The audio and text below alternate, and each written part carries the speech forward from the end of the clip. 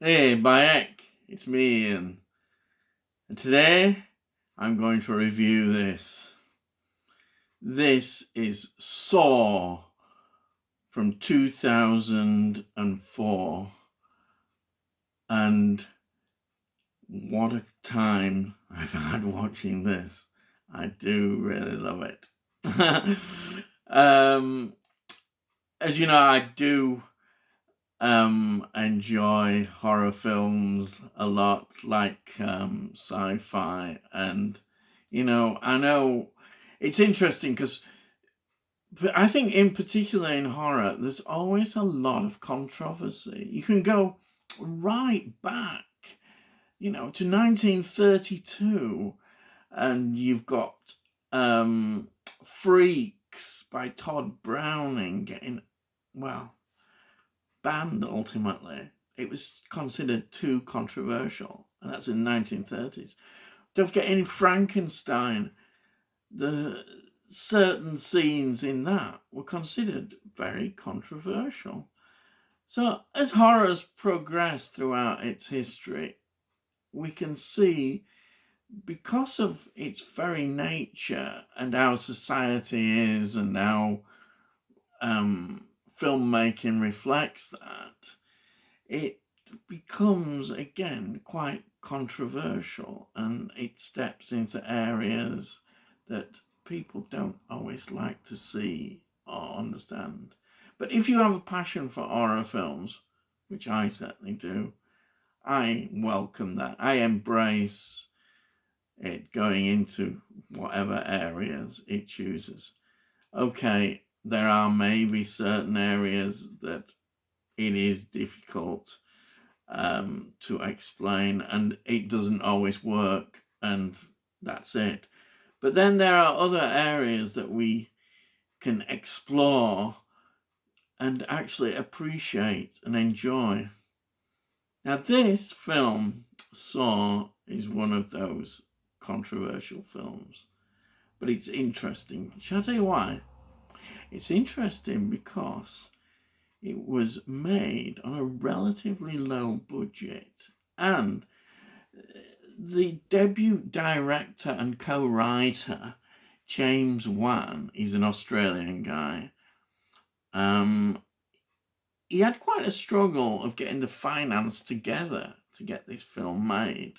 In the end, they managed to get about $1.1 million to make and finance the film. And guess what? The public loved it. It made over $100 million. Now, what does that tell you? It tells you that there was an appetite for this kind of film. The direction it was in, it was new to some extent. But I think one thing that all the critics don't understand is it is a very well constructed and written film. It is very clever. I'll tell you what, this might be controversial. Seven is often looked at as a model of a great serial killer film, and one where everything is put together beautifully, which it is. But I'll tell you something, this film equals that. The direction and the vision of James Wan created in this film is as equal, if not greater, than that of Seven. And there I'm saying that, considering the budget he had, the restrictions he had. Do you know, it was filmed in 18 days. 18 days this was filmed. Absolutely amazing. The cinematography is just fantastic. The scares, the story interacts perfectly. And yet you can almost again smell the snobbery and the critics getting their knives out, and they did. It got, of course, as you can imagine, some very mixed reviews. And then, of course, ultimately, it was held up as one of the leading lights of torture porn as a genre in horror. Now, torture porn horror, again, is something that it gets this label and stigma. Even the very name and title is like putting it down. But it is a very interesting genre. And if it is filmed right and done right, it shows a great deal about human nature. Okay, we might not want to see it, but it shows a lot about human nature. And also, it delves into places that people don't want to go. And think, well, why should I be there? Why should I be there? But it's there. And it is entertaining as well. And, I mean, why are slasher films, slasher films, massively popular? And even in the horror genre, nobody looks down on slasher films as the same way as they do with torture porn. And what is the difference? I mean, going around slashing loads of people do find entertaining. So why can't the same kind of attitude be seen on torture porn? And this, I think, is much greater than that. It's not just some cheap film stuck together to exploit a trend or a direction. This is written and directed by somebody who knows exactly what they're doing. And he's proved it, of course. He's an Australian guy who's gone on to be part of the Insidious and Conjuring franchise, which is extremely popular amongst people. So I wouldn't knock it at all. And seeing this in 4K, I think it's great. There's a lot of dark sort of scenes in this, and the darkness really shows up with good HDR. It really does. Also, I think the Dolby Atmos sound really brings out another element in the film as well. I mean, what can you say about this film? I can talk about it and put it up there as one of my favourite films in my collection, and I'm not ashamed to say that I've got this passion for this film. It's a film that not everybody it's going to be their cup of tea. I understand that. But to appreciate the filmmaking and what it is, then we should look at it very well. We should look at this. So it seems a nice slipcover there.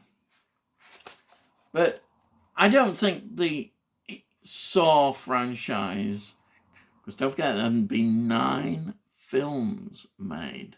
9! I mean, okay, some of the quality of some of them is not as good, but some are quite good. Some are not bad. I find them entertaining because it reminds me of like the Final Destination films, where you see how ingenious people are coming up with ways of just torturing, or as in the Final franchise and the Final Destination films, of how you actually get rid of people, ingenious ways of killing people. And it's the same with the torture scenes, the ingenious ways of killing and torturing people.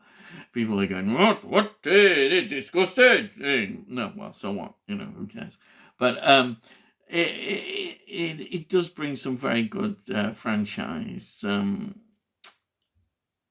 Imagination has to be, it's like with Jason. All the Jason killings in Friday the 13th, you have to start getting imaginative and working out how to do various ways of killing people. That's what it is, and that's how it is.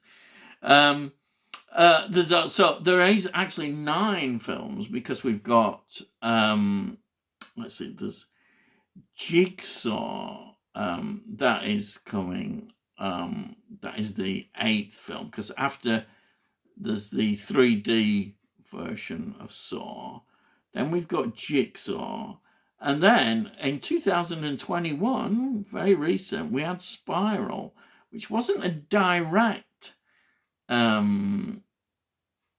sequel or any to the Saw films, but was part of that universe. And I think that's quite an underrated film. I could talk about that, but I won't for the moment. But yes, so here I am showing you why this film should not be underestimated and why I really, really do rate this. I rate it, definitely. So, that's all I've got to say, really.